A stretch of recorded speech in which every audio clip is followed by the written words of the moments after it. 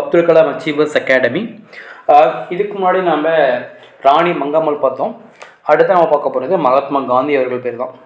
So இவருடைய மொத்த பெயர் என்னென்னா மோகன்தாஸ் கரம்சந்த் காந்தி அப்படின்னு சொல்லுவாங்க. இவருடைய முழு பெயர் என்ன அப்படின்னா மோகன்தாஸ் கரம்சந்த் காந்தி அப்படின்னு சொல்லுவாங்க. ஸோ இவர் எப்போ பிறக்கிறாரு அப்படின்னா 1869 அக்டோபர் 2.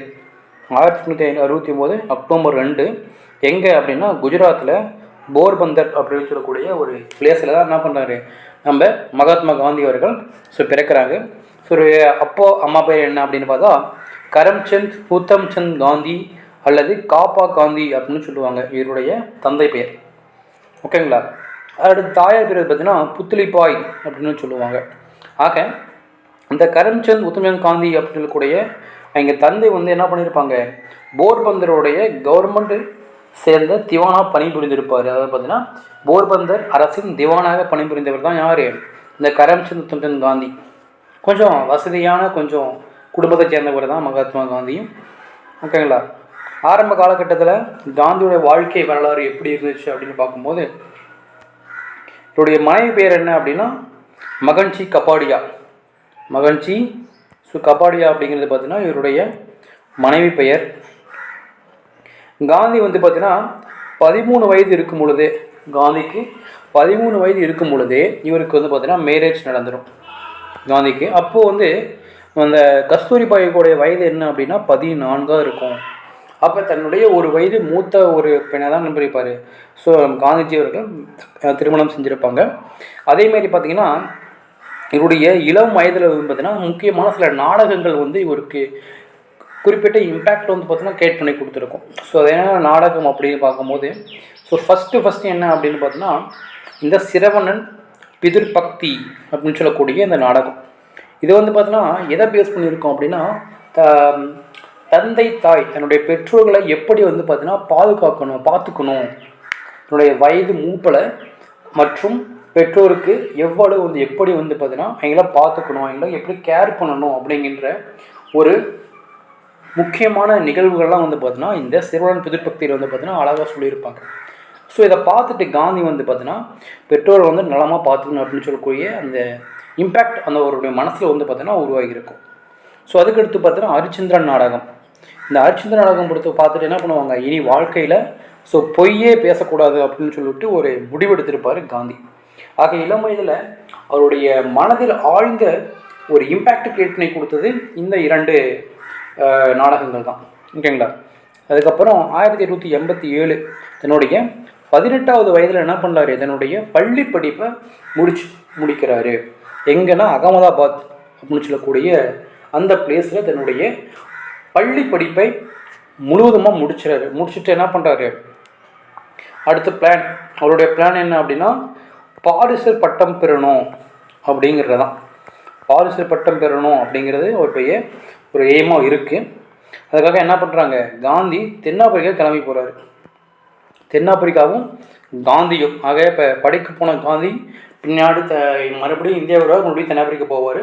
ஸோ அங்கே அவருடைய வாழ்க்கை சூழல் எப்படி இருந்திருக்குன்னு பற்றி இப்படி டீட்டெயிலாக பார்க்கலாம். ஸோ 1888 என்ன பண்ணுறாரு, தன்னுடைய பாரிசர் பட்டம் படிக்கிறதுக்காக லண்டன் கிளம்பி போகிறாரு. 91 இந்த காலகட்டங்களில் பாரிசர் பட்டம் வாங்கிறாரு. பாரிசர் பட்டமும் படித்து வாங்கிறாரு. அதுக்கப்புறம் இந்தியாவுக்கு என்ன பண்ணலாம், நாம் ஒரு சட்ட வல்லுநராக திகழணும் அப்படின்னு சொல்லக்கூடிய ஒரு நார்மலாக ஒரு சாதாரண மனிதனுடைய வாழ்க்கையை தான் இவரும் காந்தியும் நிலைப்பாடாக இருக்கார். அப்புறம் தன்னுடைய 22வது வயது இருக்கும் பொழுது தன்னுடைய தாயார் இறந்த செய்தியை கேட்டு இந்தியா திரும்பி வர்றாரு காந்தி 91 இந்த காலகட்டங்களில். ஓகேங்களா. அப்போ திரும்பி வராரு. அதுக்கப்புறமேட்டு பார்த்தீங்கன்னா இந்தியாவிலேயே இருக்கார். தன்னுடைய படிப்பு முடிச்சிட்டோம், அடுத்து என்ன பண்ணலாம், ஒரு சட்ட வல்லுநராக நம்ம இந்தியாவிலேயே இங்கே இருக்கிறத கேஸை பார்த்துக்கிட்டு தன்னுடைய வாழ்க்கையை ஓட்டணும் அப்படின்ட்டு நினச்சிட்டு இருக்காரு. அதுக்காக ராஜ்கோட் மற்றும் பாம்பே இந்த 2 இடங்களில் வழக்கறிஞர் பணியை தொடர்றாரு. ஆனால் அவருக்கு ஒரு கெட்ட காலம் என்ன ஆகுது, சரியாக போகவே மாட்டுது. அந்த பணி சரியாக போகலை. என்னடா பண்ணுறது, மூவ் ஆகலாமா வேண்டாமா அப்படிங்கிற ஒரு ஆழ்ந்த ஒரு யோசனையும் இருக்கார். ஸோ அப்போ தான் இவருக்கு ஒரு ஜாக்பாட் அடிக்கிற மாதிரி ஒரு குஜராத்தி கேஸ் பார்த்தீங்கன்னா இவரை தேடி வருது. ஏன் குஜராத்தி கேஸ் அப்படின்னு சொல்கிறோம் அப்படின்னா குஜராத்தை சேர்ந்த ஒரு வணிகர், ஒரு பிஸ்னஸ்மேன் என்ன பண்ணுறாரு, தாதா அப்துல்லா ஒரு பேர். அவருக்கு ஒரு கேஸ் வந்து தென்னாப்பிரிக்காவில் இருக்குது. அதை வாதாடுறதுக்கு காந்தியை வந்து நாடுறாரு. ஆக ஒரு வருட ஒப்பந்தம் மூலம் என்ன பண்ணுறாங்க, 1893 கிளம்பி மறுபடியும் தென்னாப்பிரிக்கா போகிறாரு. அப்படி தென்னாப்பிரிக்கா போகும்போது சில முக்கியமான என்ன பண்ணுறாரு நிகழ்வுகள்லாம் அவருடைய வாழ்க்கையில் சந்திக்கிறாரு. அது பின்னாடி ஒரு பெரிய ஒரு அவருடைய ஒரு மனிதனை உருவாக்குது. ஓகேங்களா, அதெல்லாம் எப்படி உருவாக்குனுச்சு, அது என்னென்ன அவருடைய மனதில் தாக்கத்தை ஏற்படுத்துனுச்சு, அந்த நிகழ்வுகள் என்னென்ன அப்படின்ட்டு சரியாக பார்க்கலாம். இப்போ என்ன பண்ணுறாங்க, காந்தி வந்து தென்னாப்பிரிக்கா போகிறாரு, இந்த கேஸ்லாம் முடிக்கிறாரு. அதுக்கப்புறம் என்ன பண்ணுறாங்க அப்படிங்கும்போது ஒரு ட்ரெயினில் வந்து பார்த்திங்கன்னா பயணம் மேற்கொள்கிறாரு. எங்கே அப்படின்னா பிரிட்டோரியாவுக்கு செல்ல ஒரு ட்ரெயினில் போகிறாரு. எங்கே செல்ல, ஸோ பிரிட்டோரியாவுக்கு செல்ல ட்ரெயினில் ஃபஸ்ட் கிளாஸ் டிக்கெட் வாங்கிட்டு போகிறாரு. ஆனால் அங்கே ஒரு நிகழ்வு இருக்குது அப்படின்னா, ஒரு லா இருக்குது அப்படின்னா, வெள்ளையர்கள் அல்லாதவர்கள் வந்து பார்த்திங்கன்னா ட்ரெயினில் வந்து பார்த்திங்கன்னா ஃபஸ்ட் கிளாஸில் போகக்கூடாது அப்படிங்கிற ஒரு ரூல் இருக்குது. ஓகேங்களா, ஆனால் என்ன பண்ணுறாரு காந்தி, ஃபஸ்ட் கிளாஸ் டிக்கெட் வாங்கிட்டு அந்த ட்ரெயினில் வந்து பார்த்தீங்கன்னா பயணம் செஞ்சிட்ருக்காங்க. அதுக்கப்புறம் தெரிஞ்சிருது இவர் வந்து பார்த்தீங்கன்னா ஒரு வெள்ளையர் கிடையாது, ஆங்கிலேயரே கிடையாது. ஆனால் இங்கே வந்து பார்த்தீங்கன்னா எப்படி ட்ரெயினில் போகலாம் அப்படின்னு சொல்லிட்டு அவர் என்ன பண்ணுறாங்க, நீங்கள் தேர்ட் கிளாஸ் போங்க அப்படின்னு சொல்லிட்டு அங்கே இருக்கிற அதிகாரிகள் வந்து பார்த்தீங்கன்னா காந்தி கிட்டே சொல்கிறாங்க. ஆனால் காந்தி என்ன பண்ணுறாரு, இல்லையே நான் எங்கிட்ட தான் ஃபஸ்ட் கிளாஸ் பாஸ் இருக்குது, நான் எதுக்கு தேர்ட் கிளாஸ் போகணும் அப்படின்ட்டு ரெண்டு பேர்த்துக்குள்ளே சில முரண்பாடுகள் ஏற்படுது. வரைக்கும் பேசி பார்த்துட்டு நம்மளால் என்ன பண்ணுறாங்க, தூக்கி வெளியே எரிஞ்சிடுறாங்க. அப்போ எங்கே வெளியே எரிஞ்சாங்க அப்படின்னா பீட்டர் மரிட்ஸ்பர்க் அப்படிங்கிற ஒரு ரயில்வே ஸ்டேஷனில் என்ன பண்ணுறாங்க, காந்தியை தூக்கி எறிஞ்சிடுறாங்க பெட்டியிலேருந்து. ஆக எப்போ அந்த நிகழ்வு நடந்துச்சு அப்படின்னா 1893 ஜூன் 7. ஆக இன்னுமே அந்த பீட்டர் மரிட்ஸ்பர்க் நிலையத்தில் இங்கே ஒரு காந்தியோட சிலை வந்து பார்த்திங்கன்னா இன்னுமே அங்கே பிளேஸ் பண்ணியிருப்பாங்க, இன்னும் இருக்குது. ஓகேங்களா, அப்போ தூங்கி எரிஞ்சிடுறாங்க. இது காந்திக்கு இன்னும் வந்து பார்த்தீங்கன்னா ஒரு பெரிய இம்பேக்ட் ஏற்படுது. ஏன் இன்னும் வந்து பார்த்தீங்கன்னா இப்படி இருக்காங்க அப்படின்ட்டு. அதுக்கடுத்து ஒரு முக்கியமான அப்படியே இதிலேருந்து ஸ்டார்ட் ஆனது காந்தியோட தென்னாப்பிரிக்கா பயணம். அதுக்கப்புறம் ஒரு பெரிய இம்பேக்டை கிரியேட் பண்ணிட்டுருக்கு அந்த நிகழ்வுகள் எல்லாம். ஃபஸ்ட்டு அதுக்கடுத்து எங்கே நடக்குது அப்படின்னு பார்த்தீங்கன்னா 94 என்ன ஒரு முக்கியமான நிகழ்வு என்ன அப்படின்னு பார்க்கும்போது, இந்தியர்களுக்கு என்ன பண்ணுறாங்க அப்படின்னா சவுத் ஆப்பிரிக்காவில் தென்னாப்பிரிக்காவில் வந்து பார்த்தீங்கன்னா வாக்குரிமை அப்படிங்கிறது கொடுக்க மாட்டுறாங்க. அவங்களுக்கு வாக்குரிமை அப்படிங்கிறது கொடுக்கல. இதை எதிர்த்து என்ன பண்ணுறாங்க, அங்கே இருக்கக்கூடிய இந்தியர்கள் வந்து பார்த்தீங்கன்னா போராட்டம் பண்ணுறாங்க. அதில் காந்தியும் வந்து பார்த்தீங்கன்னா போய் கலந்துட்டு மக்களுக்கு வந்து பார்த்தீங்கன்னா ஆதரவாக தன்னுடைய ஆதரவு கொடுக்குறாரு. இது இன்னும் கொஞ்சம் பெரிய ரீச் ஆகுது. அப்போ வெறும் வந்து பார்த்தீங்கன்னா போராட்டம் மட்டும் நடத்தினா போதாது, நம்ம ஏதாவது ஒரு அமைப்பு வந்து உருவாக்கணும் அப்படின்ட்டு என்ன பண்ணுறாங்க, ஸோ நேஷனல் இந்தியன் காங்கிரஸ் அப்படின்னு கூட ஒரு அமைப்பை வந்து உருவாக்குறாங்க. ஸோ நேஷனல் இந்தியன் காங்கிரஸ் அப்படிங்கிற ஒரு அமைப்பை உருவாக்குறாங்க 94. ஸோ அதுக்கான ஒரு அமைப்பு உருவாக்கியாச்சு. அதுக்கான அஃபிஷியல் ஒரு நியூஸ் பேப்பரை வெளியிடணுமே அப்படின்னு சொல்லிட்டு என்ன பண்ணுறாங்க காந்தி 1903 ஜூன் 6 இந்திய ஒப்பீனியன் சொல்லிட்டு ஒரு செய்தித்தாளையும் வெளியிடுறாரு காந்தி. ஆக 1994 நேஷனல் இந்தியன் காங்கிரஸ் அமைப்பு உருவாக்கி 1903 தான் என்ன பண்ணுறாங்க, ஜூன் 6 இந்த காலகட்டத்தில் இந்தியன் ஒப்பீனியன் செய்தித்தாளும் வெளியிடப்படுது. இதை எதை பேஸ் பண்ண ஒரு நியூஸ் பேப்பர் அப்படின்னா நேஷனல் இந்தியன் காங்கிரஸ் அமைப்போடு சேர்ந்த ஒரு நியூஸ் பேப்பர் தான் இது இந்தியன் ஒப்பீனியன் செய்தித்தாளை வெளியிடுறாங்க. இயர்னு பார்த்துக்கோங்க 1903 ஜூன் 6. ஏன்னா அந்த நியூஸ் பேப்பர் எப்போ உருவாக்கப்பட்டதோ அதேமாரி காந்தியோட நியூஸ் பேப்பர் எத்தனை இருக்கோ அதெல்லாம் எப்போ உருவாக்கப்பட்டது அப்படின்னு டேட்டை மென்ஷன் பண்ணி வச்சுக்கோங்க, இயர் மென்ஷன் பண்ணி வச்சுக்கோங்க. இதுவே என்ன பண்ணலாம், குரோனாலஜிக்கல் ஆர்டரில் கொஷினாக நம்ம எதிர்பார்க்கலாம். ஓகே, அடுத்து இந்த இன்சிடென்ட் போயிட்டு இருக்கும்போது தான் ரொம்ப இம்பார்ட்டண்டான ஒரு இன்சிடென்ட் என்ன அப்படின்னா காந்தியோடைய அந்த முதல் சத்தியாகிரகம் தென்னாப்பிரிக்காவில். ஓகேங்களா, காந்தியோடைய முதல் சத்தியாகிரகம் தென்னாப்பிரிக்காவில் காந்தியோட முதல் சத்தியாகிரகம் என்ன அப்படின்னா இந்த ஆசிய அவசர சட்டம் தான். இந்த ஆசிய அவசர சட்டம் அப்படிங்கிறது எப்போ நடந்துச்சுன்னா 1906 செப்டம்பர் மாதம் டிரான்ஸ்வால் அப்படிங்கிற ஒரு பர்டிகுலர் பிளேஸ் இருக்குது. அந்த டிரான்ஸ்வாலில் தான் என்ன பண்ணுறாங்க, இந்த ஆசிய அவசர சட்டத்தை தென்னாப்பிரிக்கா வந்து பார்த்தீங்கன்னா வெளியிடுறாங்க. அப்போ எந்த அரசாங்கம் இந்த ஆசிய அவசர சட்டம்னா என்ன, அதுக்கு என்ன, ஏன் வந்து ஆசிய அவசர சட்டம் வெளியிட்டாங்க, அதுக்கான அப்ஜெக்டிவ் என்ன அப்படின்னு பார்க்கும்போது, இந்த டிரான்ஸ்வாலில் அதிகமாக வந்து பார்த்திங்கன்னா வாழ்த்து கொண்டிருக்கக்கூடிய நாட்டை எந்த நாட்டை சேர்ந்தவங்க அப்படின்னா இந்தியர்கள் தான் அதிகமாக இந்த டிரான்ஸ்வாலில் வந்து பார்த்திங்கன்னா வாழ்ந்துட்டு இருக்காங்க. ஆக அப்போ என்ன பண்ணுறாங்க, அந்த தென்னாப்பிரிக்கா நாட்டவர் அல்லாதவர்கள் மேக்சிமம் இந்தியர்கள் என்ன பண்ணுவாங்கன்னா, இந்த டிரான்ஸ்வாலில் இருக்கணும் அப்படின்னா ஒவ்வொரு தலைக்கும் 3 பவுண்ட் அப்படிங்கிறது வரி விதிக்கப்பட்டுச்சு. தலைவரின்னு சொல்லிட்டு 3 பவுண்ட் அப்படிங்கிறது எங்களுக்கு வசூலிக்கப்பட்டுச்சு. ஸோ அது மட்டும் இல்லாமல் டிரான்ஸ்ஃபால்லேருந்து வெளியில் போகிறோம், மூவாகை போகிறோம் அப்படிங்கும்போதே, வேலைக்கு போகிறதாக இருக்கட்டும் அல்லது மூவாகை போகும்போது செல்லும் போதெல்லாம் என்ன பண்ணணும், அவங்க வந்து கைரேகை வச்சுட்டு தான் வெளியில் போகணும். கைரேகை வச்சுட்டு தான் வெளியில் போகணும். அது ஒன்று இருந்துச்சு. இன்னொன்று என்ன அப்படின்னா, நைட்டு 9 மணிக்கு மேலே வெளியே போகிறதுக்கு எங்களுக்கு பர்மிஷன் கிடையாது. அப்போ வெளியே செல்லவும் தடை இருக்குது. ஆக இந்த 3ம் வந்து பார்த்திங்கன்னா அந்த டிரான்ஸ்வாலில் முக்கியமாக இருந்துச்சு. ஸோ இதை எதிர்த்து என்ன பண்ணுறாங்க, போராட்டம் பண்ணுறாங்க. அது மட்டும் அதுக்காக என்ன பண்ணுறாங்க, ஆசிய அவசரத்தை தென்னாப்பிரிக்கா வந்து பார்த்திங்கன்னா பிரிப்பிச்சாங்க. ஓகேங்களா. இதெல்லாம் வந்து பார்த்திங்கன்னா அந்த டிரான்ஸ்ஃபரில் நடந்த ஒரு மிகப்பெரிய இந்தியர்களுக்கு அணிக்கப்பட்ட ஒரு அநீதியாக பார்க்கப்பட்டுச்சு. இது காந்தி வந்து பார்த்தீங்கன்னா கண்டிப்பாக எதிர்த்து நம்ம ஒரு புரோட்டப் இந்தியாகணுமா அப்படின்னு கிளம்பிட்டாரு. இதுதான் காந்தியோடைய முதல் சத்தியாகிரகம் எங்கே, தென்னாப்பிரிக்காவில். இதை கூட கொஸ்டினை கேட்பாங்க, தென்னாப்பிரிக்காவில் காந்தியின் முதல் சத்தியாகிரகம் எதனோடு தொடர்புடையது அப்படின்னு கேட்பாங்க. அப்போ என்னது, இந்த டிரான்ஸ்வால் அவசர சட்டம். இதுதான் வந்து பார்த்தீங்கன்னா முக்கியமான இம்பேக்ட் இருந்ததில் முதல் தடவை சத்தியாகிரகம் தென்னாப்பிரிக்காவில். அதுக்கப்புறம் என்ன பண்ணுறாங்க, ஸ்மட்ஸ் காந்தி ஒப்பந்தம். அங்கே அப்போது இருக்கிற அந்த ஹெட்டு தான் ஸ்மட்ஸு. அவரும் காந்திக்கும் 2 ஒப்பந்தம் போட்டுக்கிறாங்க. ஒப்பந்தம் போட்டு சில முக்கியமான சலுகையெல்லாம் வாங்குகிறாங்க. அப்படி வாங்கும்போது என்ன பண்ணுறாங்க, இந்த தலைவரி அப்படிங்கிறது ரத்து செய்யப்படுது. இந்த ஸ்மட்ஸ் காந்தி ஒப்பந்தம் எதனோடு தொடர்புடையது அதுவுமே கேட்போம். இதனோடு தொடர்புடையது இந்த டிரான்ஸ்ஃபால் ஆசியா அவசர சட்டம் தான். அதுக்கப்புறம் ஸ்மட்ஸ் காந்தி ஒப்பந்தம் மூலம் என்ன பண்ண தலைவரி ரத்து செய்யப்பட்டுச்சு. ஓகேங்களா. அதுக்கப்புறம் என்ன நடந்துச்சு, 1907 இந்த காலத்தில் தென்னாப்பிரிக்காவுடைய கருப்பு சட்டம் அப்படின்னு சொல்லிட்டு ஒன்று நடந்துச்சு. தென்னாப்பிரிக்கா கருப்பு சட்டம் எப்போ, ஆண்டு 1907.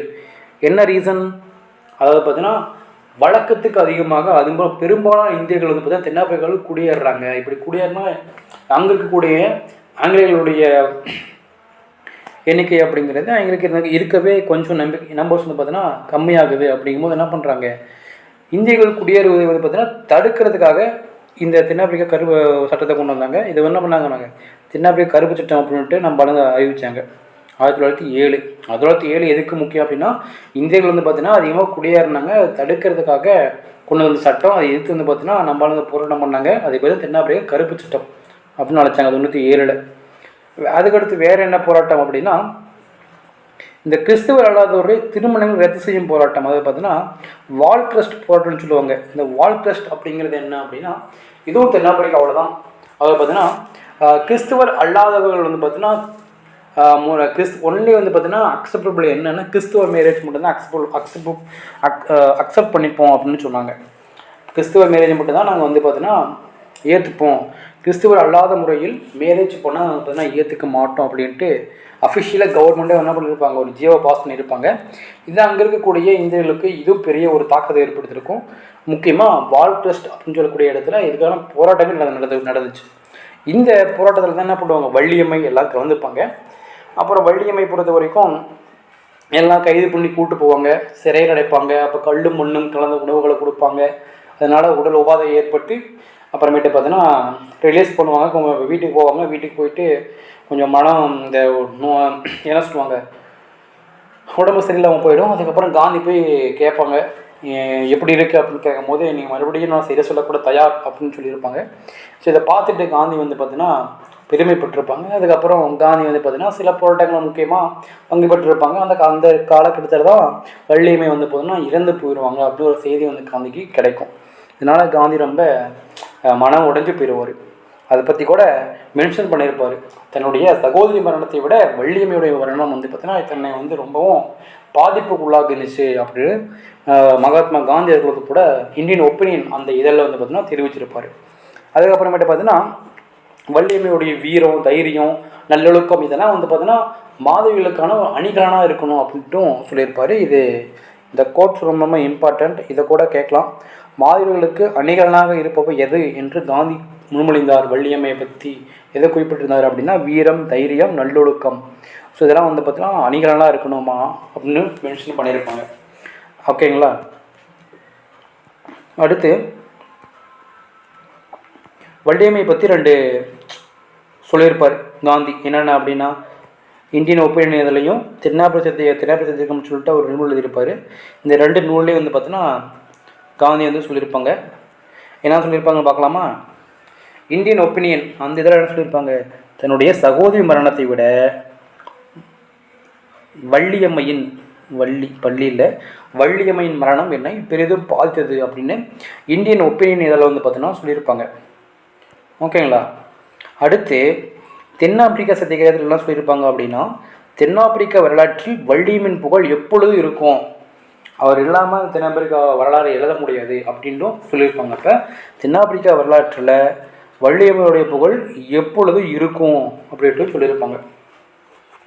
ஸோ இதெல்லாம் வந்து பார்த்தீங்கன்னா காந்தி வந்து பார்த்தீங்கன்னா வள்ளியம்மை பற்றி சொல்லக்கூடிய இதழ்கள். இதையுமே மாற்றி கூட கொஷின் கேட்கலாம். இந்த இந்தியன் ஒப்பீனியனில் இதை பற்றி சொன்னதாகவும் அதே மாதிரி தென்னாப்பிரிக்கா சத்தியாகிரகத்தில் இந்த சகோதரி மரணத்தை இந்த கோட் சொன்னதாகவும் மாற்றி கேட்டு கூட நம்மளை ட்விஸ்ட் பண்ணி கூட கொஷின் கேட்கலாம். ஸோ அதனால் எந்த இதெல்லாம் எதை சொன்னார் அப்படிங்கிறது நிறையா பார்த்து வச்சுக்கோங்க. ஓகேங்களா.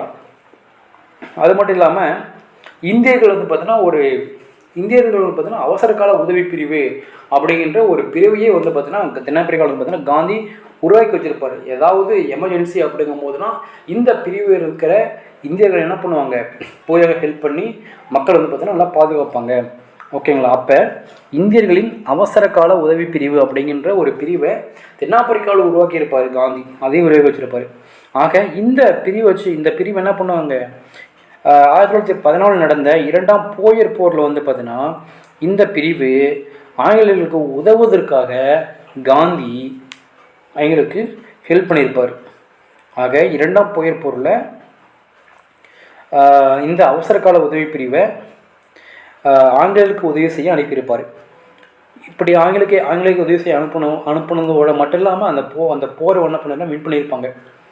இதெல்லாம் மனசில் வச்சுட்டு என்ன பண்ணுவாங்க ஆங்கிலேயர்கள், அவருக்கு கைசர்-இ-ஹிந்த் பதக்கம் அப்படிங்கிறது கொடுத்துருப்பாங்க காந்திக்கு. இந்த 2ஆம் போயர் போரில் உதவி பண்ணுறதுக்காக இந்தியர்களின் அவசர கால உதவி பிரிவை அனுப்பியிருப்பார் காந்தி. அதுக்கப்புறம் வின் பண்ணிடுவாங்க. இதனால் என்ன பண்ணுவாங்க, காந்திக்கு கைசர்-இ-ஹிந்த் அப்படிங்கிற பதக்கத்தை ஆங்கில அரசு கொடுத்துருப்பாங்க. ஓகேங்களா.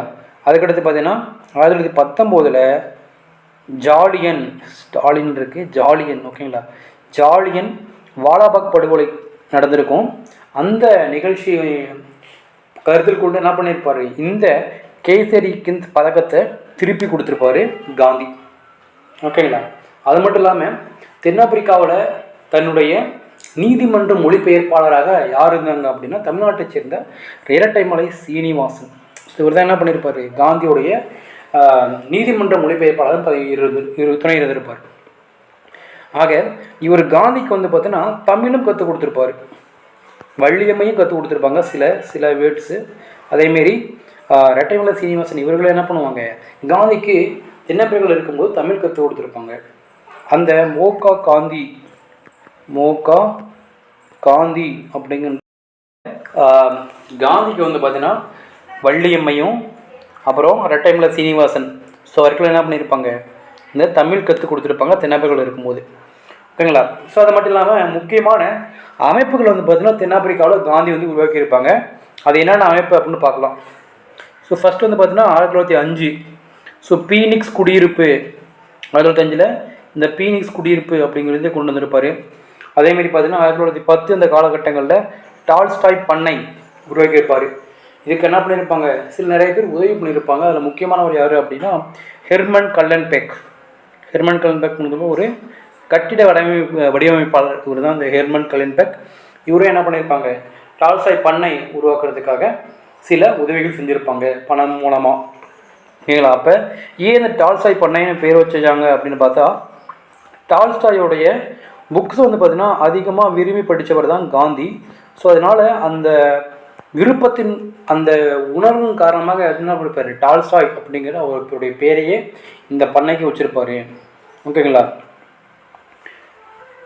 அது மட்டும் இல்லாமல் இந்தியாவில் வந்து பார்த்தீங்கன்னா தொடங்கப்பட்ட ஆசிரமங்களுக்கெல்லாம் முன்னோடியாக வந்து எது இருந்துச்சு என்பது அந்த டால்ஸ்டாய் பண்ணை.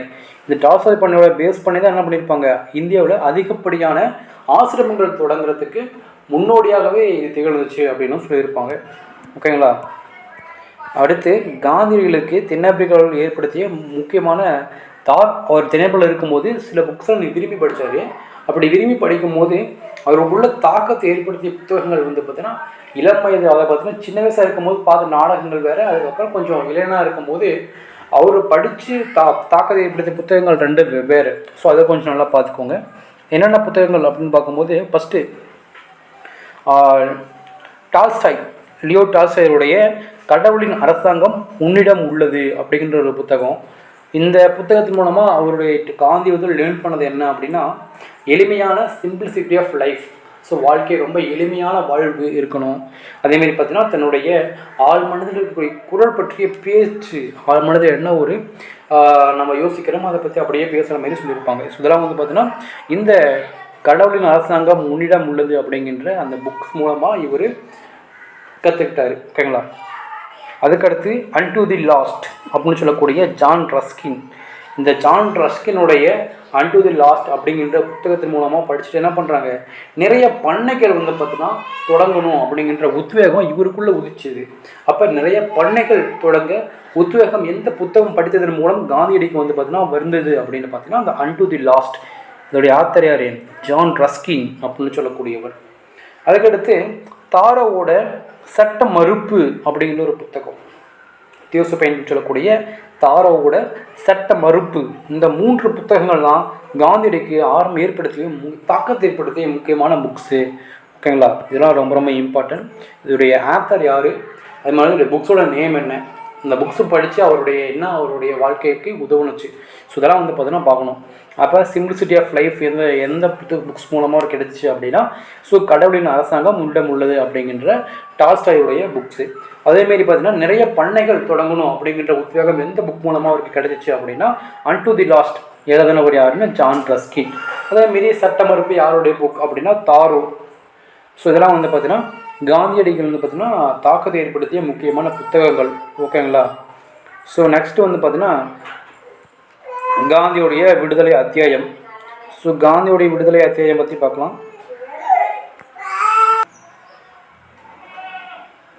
ஓகே. அடுத்து இந்தியாவில் காந்தியோட எரா ஸ்டார்ட். இப்போ ஸோ இந்தியாவோட எரா ஸ்டார்ட் பண்ணி பற்றி பார்க்கலாம்.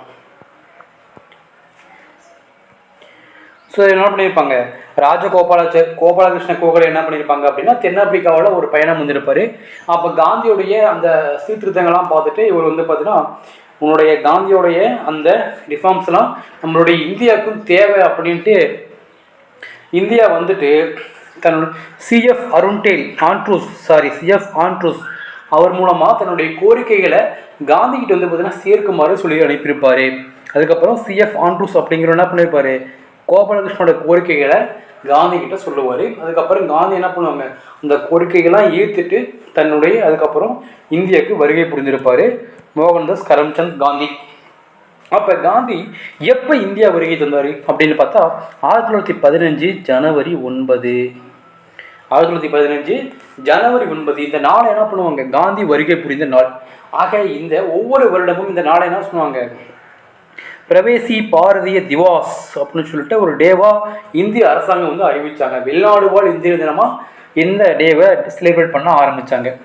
ஆக காந்தி வந்து இந்தியா வரும்போது எங்கே வந்து இறங்கினாங்க அப்படின்னா மும்பை. ஸோ மும்பையில் தான் வந்து இறங்கியிருப்பார் காந்தி. இந்த பிரவேசி பாரதிய திவாஸ் டே வந்து பார்த்தீங்கன்னா டேவை 2 years once அப்படிங்கிறத பார்த்தீங்கன்னா செலிப்ரேட் பண்ண ஆரம்பித்தாங்க. ஓகே. இந்த வருஷம் இதுக்கான மாநாடு எங்கே நடந்துச்சுன்னு ரிப்ளை பண்ணுங்க, தெரிஞ்சால் நீங்கள் கமெண்ட்ஸில் ரிப்ளை பண்ணுங்கள். ஓகே. 2025க்கான பிரவேசி பாரதிய திவாஸ் மாநாடு இந்தியாவில் எந்த மாநிலத்தில் பர்டிகுலர் எங்கே நடந்துச்சு அப்படின்ட்டு சொல்லுங்கள். ஸோ அதுக்கடுத்து என்ன பண்ணுறாங்க, காந்தி வந்து இந்தியன் நேஷனல் காங்கிரஸில் இணையிறாரு 1915. அதுக்கப்புறம் நம்ம கோபாலகிருஷ்ண கோகலே என்ன பண்ணுறாங்க, இந்தியாவை ஒரு சுற்றுப்பயணம் சுற்றிட்டு வாப்பா அப்படின்ட்டு காந்தியை சொல்கிறாரு. கோபாலகிருஷ்ண கோகலுடைய அந்த பரிந்துரை ஏற்றுக்கிட்டு காந்தி என்ன பண்ணுவாங்க, இந்தியா ஒரு சுற்றுப்பயணம் சுறு பண்ணிட்டு வருவாங்க. வந்துட்டு என்ன பண்ணுவாங்க 1915 ஐஎன்சியில் 1915 இந்திய நேஷனல் காங்கிரஸில் இணைஞ்சிருவார். ஸோ இவருடைய முதல் போராட்டம் என்ன அப்படின்னா சம்பரான் சத்தியாகிரகம் 1917. ஸோ இதை பார்த்தீங்கன்னா எந்தெந்த வருஷத்தில் என்னென்ன நிகழ்வு நடந்துச்சு அப்படின்ட்டு மட்டும் பார்க்கலாம். இதை பற்றி நம்ம இந்தியன் நேஷனல் மூவ்மெண்ட் லேட்டராக அதுக்கப்புறம் 12th இந்த லெசன்ஸ் வரும்போது நம்ம டீப்பாக பார்க்கலாம் ஒவ்வொன்றும் அப்படி இருக்குங்களா. இப்போ வாட் இஸ் வாட், எந்த இயரில் என்ன நடந்துச்சு, அது எப்போ நடந்துச்சு, அதை பற்றி மட்டும் சும்மா பார்த்துட்டு போகலாம். இந்த 1917 பார்த்தீங்கன்னா April 19. So 1917. So April 19. So இப்போ என்ன பண்ணாங்க அப்படின்னா பீகாரில் பார்த்தீங்கன்னா சம்பரான் அப்படின்னு டிஸ்ட்ரிக்ட் இருக்கும். ஸோ அந்த டிஸ்ட்ரிக்டில் என்ன பண்ணுவாங்க, விவசாயிகள் பார்த்தீங்கன்னா போராட்டத்தில் காந்தியும் கலந்துப்பாங்க. ஆக்சுவலாக என்ன ஒரு போராட்டம் அப்படின்னா அங்கே இருக்கிற பார்த்தீங்கன்னா குத்தகைக்காரர்களுக்கு பார்த்தீங்கன்னா தன்னுடைய இந்த முதலாளிகள் பார்த்தீங்கன்னா 20ல் 3 பங்கு கண்டிப்பாக என்ன பண்ணல அவுரி செடியை பார்த்தீங்கன்னா விதை அறுவடை பண்ண சொல்லுவாங்க. இதுக்கு பார்த்தீங்கன்னா இன்னொரு இதுக்கு இப்போ என்ன பேர்னா தீர்க்கத்தியா முறை அப்படின்னு சொல்லுவாங்க. ஓகேங்களா. அப்போ இவங்க ஆல்ரெடி விவசாயத்தில் நம்மளுக்கு பணமும் வர்றது கிடையாது. இதில் வேறு இந்த அவுரி இண்டிகோ செடியை பார்த்தீங்கன்னா கட்டாயம் விதைக்க சொல்கிறீங்களே அப்படின்னு சொல்லிட்டு இது எங்களுக்கு வெறும் நஷ்டத்தை தான் கொடுக்குமோ ஒழிஞ்சு லாபத்தை கொடுக்காது அப்படின்னு சொல்லி விவசாயிகள் போராட்டம் பண்ணுவாங்க. அதில் பார்த்தீங்கன்னா காந்தியும் கலந்துப்பார். அப்புறமேட்டு இதுவும் பார்த்தீங்கன்னா வெற்றி பெற்றோம். ஸோ அதுக்கடுத்து பார்த்தீங்கன்னா அகமதாபாத் மில் வேலை நிறுத்தம். அதுக்கப்புறம் 1917 ஜூன் 17 சபர்மதி ஆசிரமம் உருவாக்கியிருப்பாங்க. அப்புறம் 1918 அகமதாபாத் மில் வேலை நிறுத்தம் நடந்திருக்கும். ஓகேங்களா. ஸோ அதுக்கடுத்து கேதவ் சத்தியாகிரகம் 1918 நடந்திருக்கும். ஸோ அதுக்கடுத்து 1919 சென்னை வரைக்கும் இருந்திருப்பார் நம்ம காந்தியடிகள். அப்போ தான் பார்த்தீங்கன்னா ரவுலட் சட்டம் அப்படிங்கிறது அறிமுகப்படுத்தியிருப்பாங்க. அதனால் சென்னை மெரினா கடற்கரையில் இதுக்காக ஒரு போராட்டம் நடத்தி காந்தியுடைய ஸ்பீச் கொடுத்துருப்பாங்க. ஸோ அதை என்ன பண்ணிருப்பாங்க, கருப்பு சட்டம் அப்படின்னு காந்தி பார்த்தீங்கன்னா அழைச்சிருப்பாங்க. அப்போ தான் என்ன பண்ணியிருப்பாங்க, பாரதியார் பார்த்தீங்கன்னா காந்தி மீட் பண்ணியிருப்பார் ராஜாஜி வீட்டில். ஸோ அப்போ என்ன பண்ணியிருப்பாங்க, பாரதியார் ஒரு போராட்டம் நடத்தியிருப்பாங்க. தலைமை தாங்க ஒரு மாதிரி கேட்டிருப்பாங்க. அப்போ எனக்கு காந்தி எனக்கு கொஞ்சம் ஒர்க் இருக்குது, உங்களுடைய போராட்டத்தை பார்த்தீங்கன்னா தள்ளி வைங்க, நான் அப்போ வரேன் அப்படின்னு சொல்லுவாங்க. அதெல்லாம் நான் தள்ளி வைக்க முடியாது, போராட்டம் குறித்த நேரத்தில் நடைபெறும் அப்படின்னு சொல்லிட்டு காந்திகிட்ட சொல்லிவிட்டு நம்மளால் படப்படணும் வந்துடுவார். உடனே காந்தி கேட்பார் ராஜாஜி கிட்ட, யார் இவர் அப்படின்னு கேட்கும்போது, இவர் எங்கள் நாட்டின் சொத்து அப்படின்னு சொல்லுவார் ராஜாஜி. ஒரு கவிஞர், அது இல்லாமல் எங்கள் நாட்டோட சொத்து அப்படின்னு சொல்லுவாங்க. அதுக்கு காந்தி பார்த்தீங்கன்னா பத்திரமா பார்த்துக்கோங்க அப்படின்னு பாரதியாரை சொல்லுவாங்க. இதான் பார்த்தீங்கன்னா 1919 பிப்ரவரி மாதம் நடந்த இன்சிடெண்ட். அதுக்கப்புறம் ஏப்ரல் 13 ஜாலியன் வாலாபாக் சம்பவம் நடந்திருக்கும். இதில் தான் என்ன பண்ணியிருப்பாங்க, அந்த போயர் போருக்கு பார்த்தீங்கன்னா அங்கே இருக்கிற உதவி பிரிவு அனுப்பியிருப்பார்ல காந்தி, அதுக்காக கேசரிக்கு பட்டம் கொடுத்துருப்பாங்க. அதை என்ன பண்ணியிருப்பாங்க, திருப்பி கொடுத்துருப்பார் இந்த ஜாலியன் வாலாபாக் சம்பவத்துக்காக. அப்புறம் 1920 ஒத்துழையாமை இயக்கம் நடந்திருக்கும்.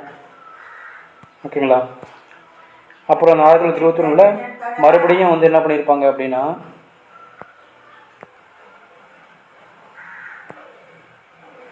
ஒத்துழையாமைக்கும் நடந்திருக்கும். 1921 மறுபடியும் காந்தி என்ன பண்ணியிருப்பாங்க, சென்னை வந்திருப்பார், முக்கியமாக மதுரை. ஸோ அங்கே பார்த்தீங்கன்னா அங்கே இருக்கக்கூடிய மக்கள் பார்த்தீங்கன்னா ரொம்ப சிம்பிளிஃபையாக இருந்திருப்பாங்க. அதாவது பார்த்தீங்கன்னா வெறும் வேஷ்டி மட்டும் கட்டிக்கிட்டு தன்னுடைய துண்டை மட்டும் வச்சுட்டு தலையில் கட்டிகிட்டு இருப்பாங்க. அதை பார்த்துட்டு காந்தியும் பார்த்தீங்கன்னா கோட் சூட்டு, கடிகாரம், நல்ல செப்பல், டிப்டாப்பாக வந்துருப்பார். அதை பார்த்துட்டு ஏன் மக்கள் இப்படி இருக்கும்போது நான் மட்டும் எதுக்கு இவ்வளோ ஆடம்பரமாக இருக்கேன் அப்படின்னு சொல்லிட்டு தன்னுடைய எளிமை கோலத்தை பார்த்தீங்கன்னா அங்கே பூண்டிருப்பார். ஓகேவா. அதுக்கப்புறம் காந்தி பார்த்தீங்கன்னா அறநிர்வாண பக்கிரி அப்படின்ட்டு யார் சொல்லியிருப்பாங்க. ஸோ அதை நீங்கள் என்ன பண்ணுறீங்க, கமெண்டில் சொல்லுங்கள். 2 சொல்லியிருக்கோம். ஒன்று பார்த்தீங்கன்னா வெளிநாடு வாழ் இந்தியர்களுடைய மாநாடு இந்தியாவில் 2005 எங்கே நடந்துச்சு, அது ஒரு கொஸ்டின். அடுத்து எளிமை கோலத்தை பார்த்துட்டு என்ன பண்ணுவாங்க, காந்தி பார்த்தீங்கன்னா ஒரு அறநிர்வாண பக்கிரி அப்படின்னு சொல்லிட்டு ஒரு ஸ்டேட்மெண்ட் கூட சொல்லியிருப்பாங்க ஒரு பர்சன். ஸோ அந்த பர்சன் யார் அப்படின்ட்டு அதையும் நீங்கள் கமெண்டில் சொல்லுங்கள். இதெல்லாம் நடந்துகிட்டு இருக்கும்போது மறுபடியும் என்ன பண்ணுவாங்க, அந்த ஒத்துழையாமைக்கம் ஸ்டார்ட் பண்ணியிருப்பாங்கள்ல, அதோட எண்ட் போர்ஷன் வந்துடும். எண்ட் போர்ஷன் என்ன பண்ணுவாங்க, அங்கே இருக்கிற காவலர்கள் பார்த்தீங்கன்னா போராட்டக்காரமால சில அடிதடி நடந்திருக்கும். அதுக்கு ரிப்ளை என்ன பண்ணியிருப்பாங்க, மக்கள் எல்லாம் ஒன்று சேர்ந்து காவலர்களை அடிக்க முற்படுவாங்க. அப்போ என்ன பண்ணுவாங்க, அந்த காவலர்கள் எல்லாம் அந்த போலீஸ் ஸ்டேஷனில் வந்து பார்த்திங்கன்னா தஞ்சம் புகுதுவாங்க. அப்போ போலீஸ் ஸ்டேஷனெல்லாம் என்ன பண்ணுவாங்க, தீ வச்சு போலீஸ் ஸ்டேஷனை எரிச்சிடுவாங்க. இதில் வந்து பார்த்தீங்கன்னா 22 காவலர்கள் அப்படிங்கிறது பார்த்தீங்கன்னா இறந்துருவாங்க. இந்த சம்பவம் எங்கே நடந்துச்சு, சௌரி சௌரா அப்படின்னு சொல்லக்கூடிய ஒரு பர்டிகுலர் பிளேஸில் உத்தரப்பிரதேசத்தில் நடந்திருக்கும். நடந்த டேட் எப்போ 1922 பிப்ரவரி 5. ஓகேங்களா. ஸோ இந்த சம்பவம் நடந்திருக்கும். அதுக்கடுத்து ஒத்துழையாமை இயக்கம் வாபஸ் வாங்கியிருப்பார் காந்தி பிப்ரவரி 12. பிப்ரவரி 5 அந்த இன்சிடென்ட் நடக்குது. அதுக்கடுத்து பிப்ரவரி 12 என்ன பண்ணியிருப்பாங்க, ஒத்துழையாமை இயக்கத்தை நான் வந்து பார்த்தீங்கன்னா வாபஸ் வாங்கிக்கிறேன். இது வந்து பார்த்தீங்கன்னா போராட்டம் வந்து பார்த்தீங்கன்னா அமைதியான முறையில் தான் நடந்திருக்கணும், ஆனால் அது வந்து பார்த்தீங்கன்னா அது கலவரமாகிடுச்சு, இது வந்து பார்த்தீங்கன்னா கலவரம் ஆகிடுச்சு அப்படின்ட்டு காந்தி வந்து அந்த போராட்டத்தை நிறுத்திடுவார். அதுக்கப்புறம் என்ன பண்ணுவாங்க அப்படின்னா கொஞ்ச நாள் வந்து பார்த்தீங்கன்னா அவர் சிறையில் போட்டுருவாங்க. அப்புறமேட்டு பார்த்தீங்கன்னா காங்கிரஸுடைய இயக்கத்துலேயும் சில முக்கியமான என்ன சொல்கிறது டச் எல்லாம் இருந்திருக்கும். அதுக்கப்புறம் என்ன பண்ணியிருப்பார் அப்படின்னா 1924 காங்கிரஸ் மாநாட்டுக்கு தலைமை வகித்திருப்பார் காந்தி. ஸோ இந்த ஒரே ஒரு மாநாட்டுக்கு மட்டும்தான் காந்தி அவர்கள் என்ன பண்ணியிருப்பாங்க, தலைமை வகுத்திருப்பார். அது என்ன மாநாடு அப்படின்னா பெல்காம் காங்கிரஸ் மாநாடு. அதுக்கு மட்டும்தான் என்ன பண்ணியிருப்பார், காந்தி தலைமை வகித்திருப்பார். ஸோ 1924 நடந்திருக்குது. அதுக்கடுத்து உப்பு சத்தியாகிரகம் நடந்திருக்கும் 1930.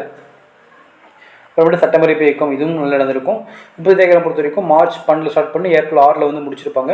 எங்கேருந்து ஸ்டார்ட் பண்ணுவாங்க, சபர்மதி ஆசிரமத்திலிருந்து தண்டி வரைக்கும் இந்த உப்பு சத்தியாகிரகத்துடைய போராட்டம் நடந்தே போய் உப்பு அள்ளி இந்த தடையை மீறி மறுபடியும் ஜெயிலில் போய் வருவார் நம்ம காந்தி. ஓகே. ஸோ மொத்தம் 400 கிலோமீட்டர் நடைப்பயணம் 78 நபர்கள் வந்து பார்த்தீங்கன்னா அதில் கலந்து கொண்டு இருப்பாங்க.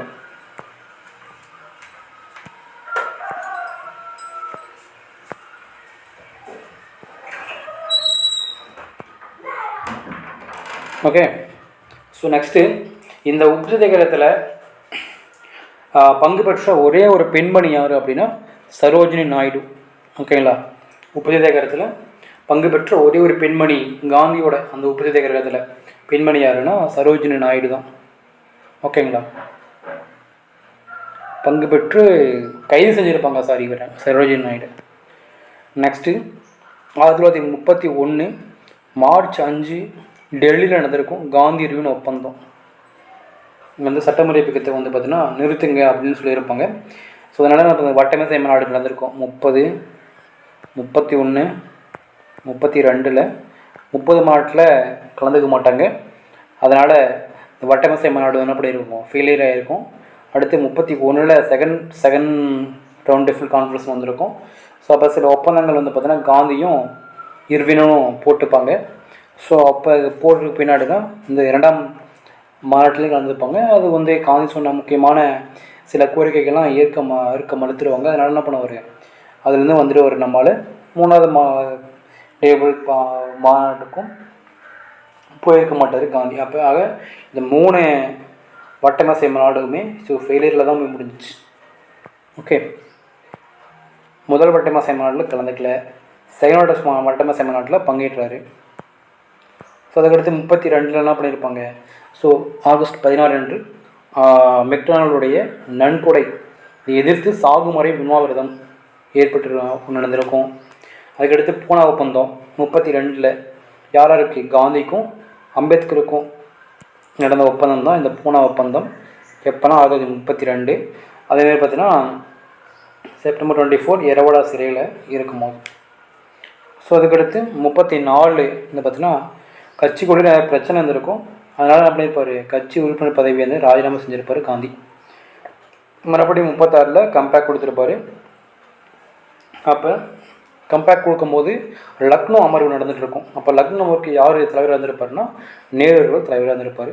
ஸோ இது ஸ்பாட்டில் மட்டும் பார்க்கலாம். அதுக்கப்புறம் இந்தியன் நேஷனல் மூவ்மெண்ட் நம்ம லெசன்ஸ்குள்ளே போடும்போது கொஞ்சம் டீவாக பார்க்கலாம் அதை. ஓகேங்களா. அப்புறம் 37 மறுபடியும் சென்னை வந்திருப்பார், இலக்கிய மாநாட்டுக்கு தலைமை வகித்திருப்பார். ஸோ அப்போ வந்து பார்த்தீங்கன்னா ஓய்ஸோடைய அந்த தமிழ் ஸ்பீச் கேட்டுட்டு இவருடைய அடிநிலையில் இருந்து தமிழுக்கு ஆசை அப்படின்னு சொல்லியிருப்பார் காந்தி. ஓகே. அடுத்து 39 என்ன பண்ணியிருப்பாங்க, காந்தி வந்து பார்த்தீங்கன்னா சுபாஷ் சந்திர போஸுக்கு ஆப்போசிட்டாக என்ன பண்ணியிருப்பாங்க, என்னுடைய வேட்பாளரை களமிறக்குவார். அவர் பேர் பட்டாபி சீதாராமையா. பட் ஆனால் அந்த வேட்பாளரை நம்ம தலைவர் போஸ் என்ன பண்ணிடுவார், தோக்கடிச்சிடுவார். ஆனால் மறுபடியும் என்ன பண்ணுவாங்க, காந்தி வந்து பார்த்தீங்கன்னா ஒரு பூசல் இருக்கும், நான் சொன்ன வேட்பாளரையே நீங்கள் வந்து தோக்கடிக்கிறீங்களா அப்படின்ட்டு என்ன பண்ணுவார், அங்கே உள்கட்சியில் ஒரு பூசல் வரும். அதுக்கப்புறம் நம்ம போஸ் வந்து என்ன பண்ணுவார், நான் வந்து இருக்க தலைவராக இருக்க விரும்பலை அப்படின்ட்டு என்ன பண்ணுவார், பதவியை ராஜினாமா செஞ்சுட்டு நம்மளால் இந்தியன் மிலிட்ரி உருவாக்க நம்மளால் போயிடுவார். ஓகே. இப்போ 1942 ஆகஸ்ட் 8 நடக்கும் அப்படின்னா வெள்ளையனை வெளியேறியக்கம் நடந்திருக்கும். அதில் முக்கியமான அந்த கோட்ஸ் செய் அல்லது செத்துமடி முழக்கம் வந்து காந்தி உருவாக்கிறோம் சொல்லியிருப்பார். அப்புறம் தேப்ஸ் குழு 1942 வந்திருப்பாங்க. அந்த அறிக்கையை வந்து கொடுத்துருப்பாங்க. அந்த அறிக்கையை என்ன சொல்லிடுவார், திவாலாகி கொண்டிருக்கும் வங்கியின் பின் தேதியிட்ட காசோலை அப்படின்னு சொன்ன ஒரு கிரிட்டிசிசம் பண்ணியிருப்பார் நம்ம காந்தி. அப்புறம் அவருடைய கடைசி உண்ணாவிரத போராட்டம் எது அப்படின்னா 1948 ஜனவரி 13 to 17 எதுக்காக நடந்துக்கும் அப்படின்னா சமூக நல்லிணக்கத்திற்காக தன்னுடைய கடைசி உண்ணாவிரத போராட்டத்தை நடத்தியிருப்பார் காந்தி. ஸோ இதெல்லாம் வந்து பார்த்தீங்கன்னா அந்த விடுதலை போராட்டத்தில் கூடிய முக்கியமான இன்சிடென்ட்டு. அதில் காந்தியோடைய கான்ட்ரிபியூஷன் என்ன அப்படிங்கிறத பார்த்தோம். அடுத்து இனி பார்க்குறது ரொம்ப ரொம்ப இம்பார்ட்டண்ட். என்ன ரொம்ப இம்பார்ட்டண்ட்னா காந்தியோடைய இதழ்கள் என்னென்ன, அவர் இயற்றிய நூல்கள் என்னென்ன, இதுதான் வந்து பார்த்திங்கன்னா அதிகமாக எக்ஸாமில் கேட்பாங்க. ஆக காந்தி இயற்றிய இதழ் பணிகள் என்னென்ன அப்படின்னா young India, Harijan, Navjivan, Indian opinion, இதெல்லாம் வந்து பார்த்திங்கன்னா காந்தியுடைய முக்கியமான இதழ்கள். ஓகே. ஸோ நெக்ஸ்ட்டு காந்தி இயற்றிய முக்கியமான நூல்கள் என்னென்ன அப்படின்னா 1909 ஹிந்து ஸ்வராஜ் அப்படிங்கிற ஒரு நூல். அதுக்கப்புறம் 1927 சத்திய சோதனை சுயசரிதையை எழுதியிருப்பார். அப்புறம் 1928 தென்னாப்பிரிக்கா சத்தியாகிரகம் அது எழுதியிருப்பார். அது 1947 இந்தியா ஆஃப் மை ட்ரீம்ஸ் அப்படின்னு சொல்லிட்டு முக்கியமான நூல்கள் எழுதியிருப்பார். இதையும் குரோனாலஜிக்கல் ஆர்டரில் கேட்பாங்க. ஸோ அது என்ன அப்படிங்கிறத பார்த்துக்கோங்க. ஓகே. இயர் ரொம்ப நம்ம இம்பார்ட்டண்ட். காந்தியடிகளுடைய முக்கியமான கூற்றுகள், அவர் என்னென்ன கூற்றுகள் சொல்லியிருக்காரு ஸோ அப்படிங்கிறத நம்ம இப்போ பார்க்கலாம். ஸோ கழிப்பறை கழுவுதல் கூட ஒரு கலை அப்படின்ட்டு காந்தி சொல்லியிருக்காரு. கழிப்பறை கழுவுதல் கூட ஒரு கலை அப்படின்னு சொல்லியிருக்காரு. செய்யல செத்துமடி அந்த ஸ்லோகனாக இருக்கட்டும், இறுதி வரை போராடு, வெள்ளையினே வெளியேறு, ஸோ கிராமங்களில் தான் வந்து பார்த்தீங்கன்னா இந்தியாவுடைய முதுகெலும்பு ஸோ அப்படின்னு சொல்லியிருப்பார். அதுக்கடுத்து வந்து பார்த்திங்கன்னா நான் ஆங்கிலத்திற்கு எதிரானவன் அல்ல, அதேமாரி ஆங்கிலேயர்களுக்கும் எதிரானவன் அல்ல, ஆனால் பொய்மைக்கு எதிரானவன், மோசடிக்கு எதிரானவன் மற்றும் அநீதிக்கு எதிரானவன் அப்படிங்கிற காந்தியுடைய கூட்டம்னுக்கு சொல்லியிருக்கார். அதேமாரி பார்த்தீங்கன்னா வளங்கள் வந்து மனிதனின் பேராசைக்கு அன்று, அவனது தேவைக்கு மட்டும்தான். அது பார்த்தீங்கன்னா நேச்சுரல் ரிசோர்ஸ் இருக்குல்ல, அதை சொல்லியிருக்காரு. வளங்கள் வந்து பார்த்தீங்கன்னா அதை வெட்டி அது மூலமாக பணம் பார்த்து ரொம்ப வளங்களை அழிக்கிறாங்கல்ல, அதை பற்றி சொல்லியிருக்காரு. வளங்கள் மனிதனின் பேராசைக்கு அல்ல, அது அவனது தேவைக்கு மட்டுமே அப்படின்னு சொல்லியிருப்பார். அதேமாதிரி பார்த்தீங்கன்னா ஒரு உண்மையான மக்களாட்சி 20 பேர் குழுவாக அமர்ந்து கொண்டு செயல்படுத்த முடியாது, இது கீழ்நிலையில் உள்ள ஒவ்வொரு கிராம மக்களுக்கும் செயல்படுத்துதும், அதுதான் வந்து பார்த்தீங்கன்னா உண்மையான மக்களாட்சி அப்படின்னு சொல்லியிருப்பார். ஸோ மக்களாட்சி பற்றி காந்தியுடைய கண்ணோட்டம் எப்படி இருந்திருக்குன்னு பாருங்கள். மக்களாட்சி வந்து 20 பேர் குழுவாக அமர்ந்து கொண்டு செயல்படுத்த முடியாதாமா, அது கீழ்நிலையில் உள்ள அடித்தட்டு மக்கள் இருக்காங்களே அந்த கிராம மக்களுக்காக செயல்படுத்துவது தான் அந்த மக்களாட்சி அப்படின்னு சொல்லியிருப்பார். அதுக்கடுத்து பார்த்தீங்கன்னா ஒரு எக்கனாமிக்ஸ் புக்ஸ் சொல்லியிருப்பார். 1921 சொல்லியிருப்பார், ஒரு தேசத்தின் அல்லது ஒரு தனியாரின் தார்மீக ஒழுக்க நெறிகளை காயப்படுத்தினால் அந்த பொருளாதாரம் இழுக்கானது, அது பாவமானது அப்படின்னு சொல்லியிருப்பார். ஓகே. அதே 24 என்ன சொல்லியிருப்பார், தார்மீக மதிப்புகளை புறந்தள்ளும் பொருளாதாரம் உண்மையற்றது அப்படின்னு சொல்லியிருப்பாங்க. அதேமாரி பார்த்தீங்கன்னா இயந்திரங்களை யூஸ் படுத்தி விவசாயம் அக்ரிகல்ச்சர் பண்ணுறது ரொம்ப மிகப்பெரிய பாவம் அப்படின்னு சொல்லியிருப்பாங்க.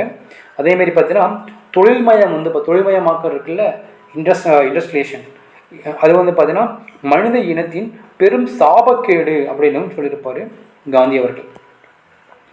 அதேமாரி பார்த்தீங்கன்னா கிராமங்கள் தன்னிறைவு பெற்றதாகவும் சுயசார்பு பெற்றவையாகவும் இருக்க வேண்டும் அப்படின்னு சொல்லியிருப்பாங்க.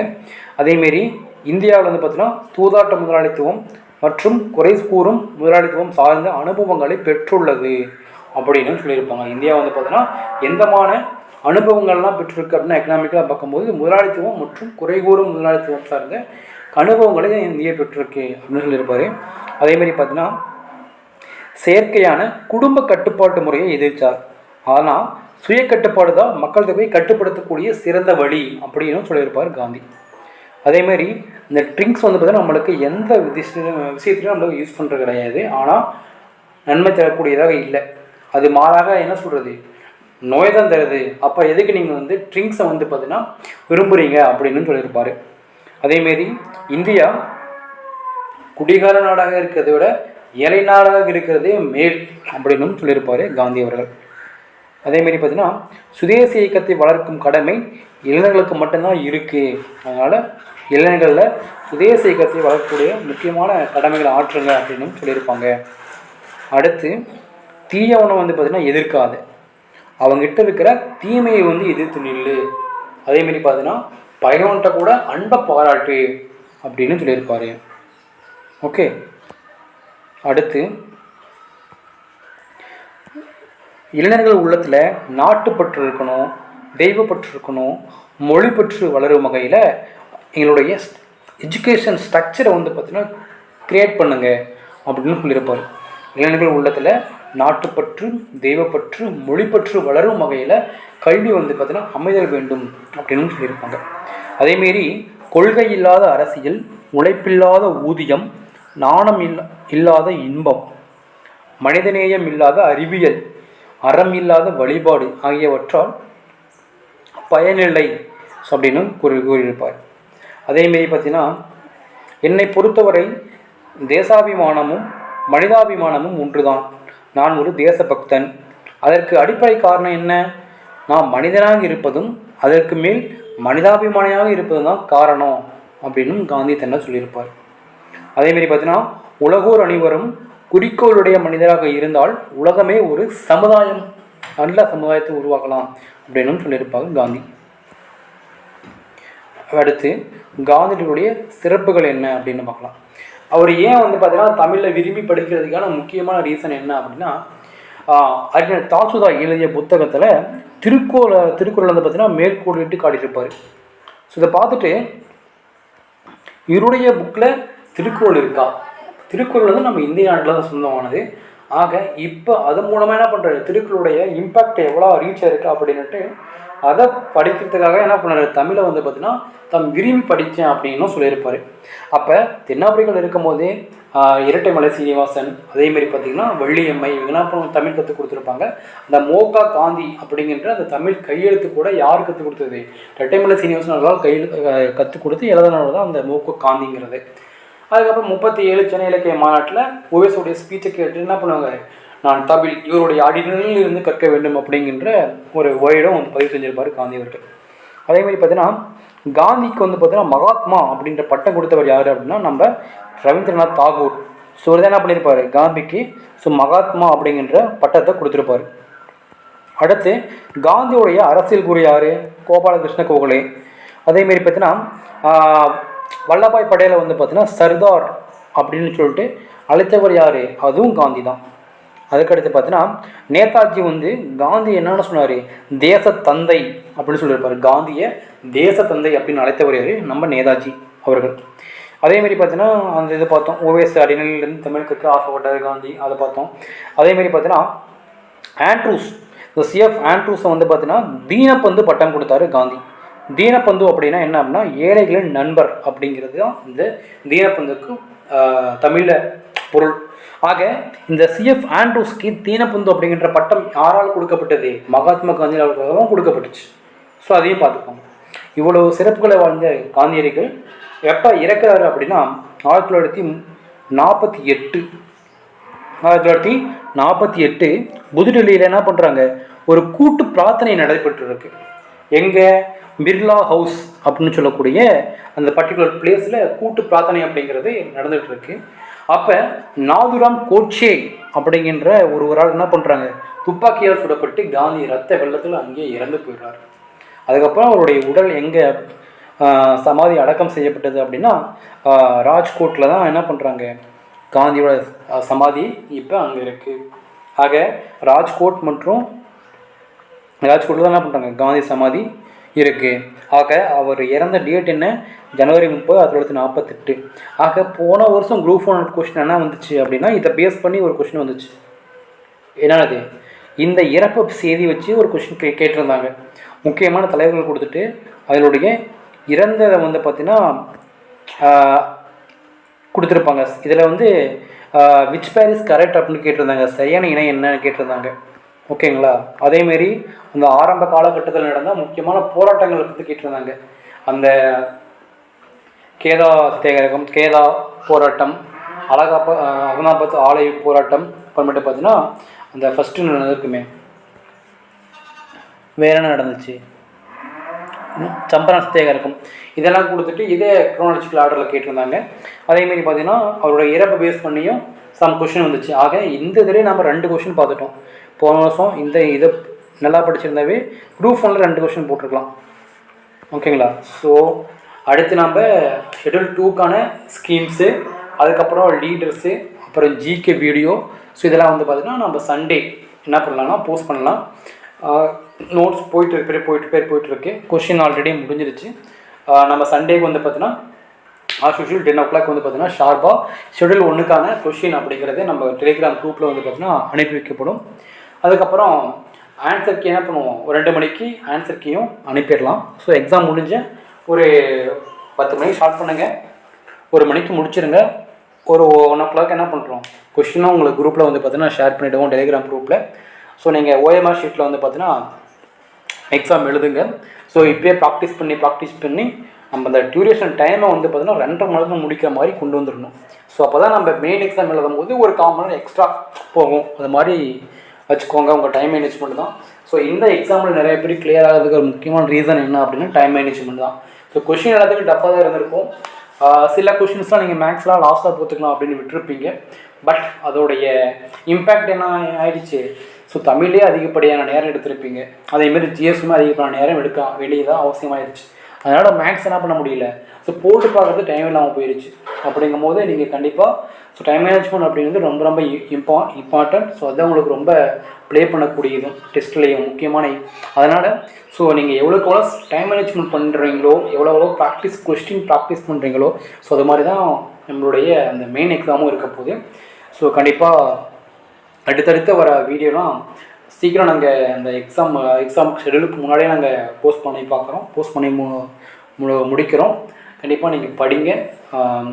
கண்டிப்பாக நெக்ஸ்ட் இயரில் கண்டிப்பாக எக்ஸாம் கிளியர் பண்ணிவிடுவோம். ஓகேங்களா? தேங்க்யூ.